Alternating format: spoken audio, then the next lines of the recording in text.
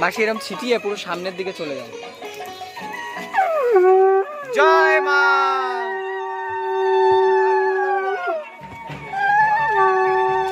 আস্তে আস্তে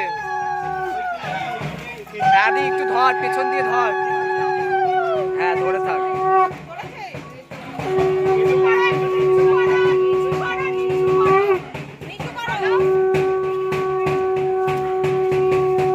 একটা ছোট ছাতা অন্তত মায়ের মাথায় মনে ধরতে পারছি।